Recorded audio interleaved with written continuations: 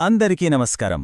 మన కంప్యూటర్ మనతో ఎలా మాట్లాడుతుంది, మనం చెప్పేది దానికెలా అర్థమవుతుంది? ఈరోజు మనం పైథాన్ అనే ప్రోగ్రామింగ్ భాషను ఉపయోగించి ఈ మాయాజాలాన్ని ఎలా చేయాలో తెలుసుకోబోతున్నాం. రండి, ఈ అద్భుతమైన ప్రయాణాన్ని మొదలుపెడదాం. అసలు ఒక ప్రోగ్రామ్ మనతో ఎలా మాట్లాడగలదు, మనం చెప్పేది ఎలా వినగలదు? ఈ ప్రశ్నతోనే మన ప్రయాణం మొదలవుతుంది.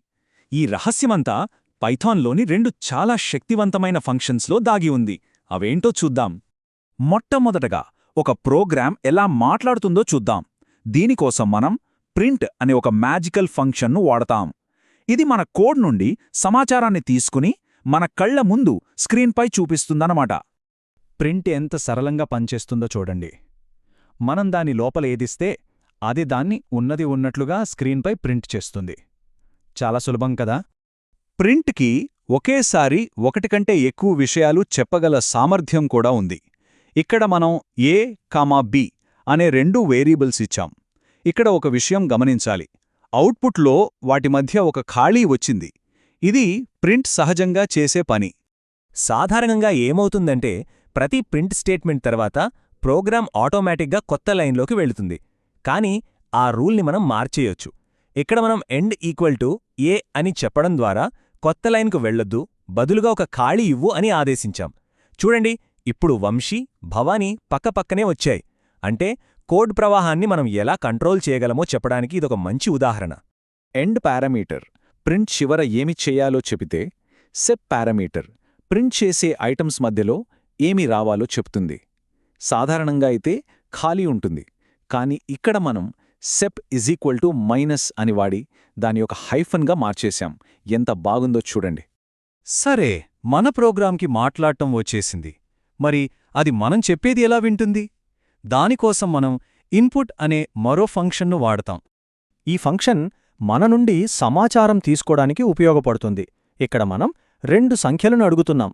మనం ఏదైతే టైప్ చేస్తామో ఆ విలువ వెళ్ళి num1, num2 అనే వేరియబుల్స్లో కూర్చుంటుందన్నమాట. ఓకే, ఇప్పటిదాకా మనం నేర్చుకున్న ప్రింట్ మరియు ఇన్పుట్ ఫంక్షన్స్తో ఒక చిన్న ప్రయోగం చేద్దాం. యూజర్ ఇచ్చిన రెండు సంఖ్యలను కూడి ఫలితాన్ని చెప్పే ఒక చిన్న ప్రోగ్రాం తయారు చేద్దాం. యూజర్ ఇచ్చిన రెండు నంబర్లను కలపడానికి మన సింపుల్గా ప్లస్ గుర్తును వాడతాం. తర్వాత ఆ రిజల్ట్ని ప్రింట్ చేస్తాం. చూడ్డానికి చాలా సింపుల్గానే ఉంది కదా? ఒక్క నిమిషం ఆలోచించండి. మనం మొదటి సంఖ్యగా 3, ఆ తర్వాత రెండవ సంఖ్యగా 6 ఇస్తే మన కూడిక యంత్రం ఏ ఫలితాన్ని ఇస్తుందంటారో? ఏంటిది, ఆశ్చర్యపోయారా? ఫలితం 9 కాదు, 36. ఇది మనం అస్సలు ఊహించనిది. మన ఆలోచనలో ఎక్కడో ఒక ముఖ్యమైన విషయం మిస్ అయింది. అసలు 3+6 36 ఎలా అయ్యింది? ఇది లెక్కల్లో తప్పు కాదండోయ్. పైథాన్ ప్రపంచంలో ఇదొక చాలా ముఖ్యమైన పాఠం. పదండి, ఈ మిస్టరీ ఏంటో ఛేదిద్దాం. ఇక్కడ జరిగింది గణితం కాదు, దాన్ని స్ట్రింగ్ కాన్కాటినేషన్ అంటారు. సింపుల్గా చెప్పాలంటే అక్షరాలను అతికించడం అన్నమాట. పైథాన్ 3ని 6ని సంఖ్యలుగా కాకుండా అక్షరాలుగా చూసి వాటిని పక్కపక్కన అతికించేసింది. అందుకే మనకు 36 అనే సమాధానం వచ్చింది. మన సమస్యకు అసలు కారణమిదే. ఇది చాలా చాలా ముఖ్యం. బాగా గుర్తుపెట్టుకోవాలి. మనం కీబోర్డ్ మీద నంబర్లు టైప్ చేసినా సరే ఇన్పుట్ ఫంక్షన్ వాటిని టెక్స్ట్ లేదా స్ట్రింగ్గానే మన ప్రోగ్రాంకు ఇస్తుంది. అందుకే ప్లస్ గుర్తు వాటిని కలిపింది కాని కూడలేదు. సరే, మరి దీనికి పరిష్కారం లేదా? ఉంది. ఒక పవర్ఫుల్ టెక్నిక్ ఉంది. దాని పేరే టైప్ కాస్టింగ్.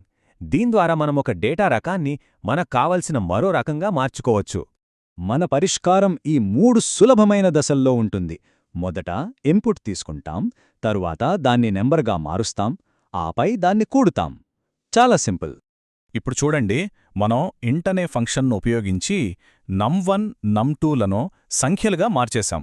అంటే పైథాన్ వీటిని టెక్స్టులా చూడకు, నంబర్లుగా మార్చు అని చెప్తున్నామన్నమాట. ఈ చిన్న మార్పు ఎంత పెద్ద తేడానో తెస్తుందో గమనించండి. అద్భుతం!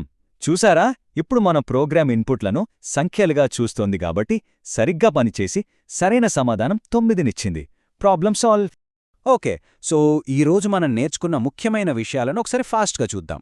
అవుట్పుట్ కోసం ప్రింట్ ఆఫ్, యూజర్ నుండి డేటా తీసుకోవడానికి ఇన్పుట్, అన్నిటికన్నా ముఖ్యంగా ఇన్పుట్ ఎప్పుడు స్ట్రింగ్నే ఇస్తుందని గుర్తుంచుకోవాలి. కాబట్టి లెక్కలు చేసే ముందు దాన్ని ఇంట్ ఆఫ్ లేదా ఫ్లోట్ ఆఫ్ లాంటి ఫంక్షన్లతో సంఖ్యగా మార్చడం చాలా అవసరం. మన ప్రోగ్రాం ఇప్పుడు సంఖ్యలతో బాగా పనిచేస్తుంది, అంతా బాగుంది. కాని ఎవరైనా పొరపాటున నంబర్కి బదులుగా హెల్లో లాంటి పదాన్ని టైప్ చేస్తే అప్పుడేమవుతుంది? అది మరో ఇంట్రెస్టింగ్ కథ. మనం ప్రోగ్రామ్స్ రాసేటప్పుడు ఇలాంటి పొరపాట్లను ఎలా డీల్ చేయాలో కూడా నేర్చుకోవాలి. దాని గురించి మనం ముందు ముందు తెలుసుకుందాం.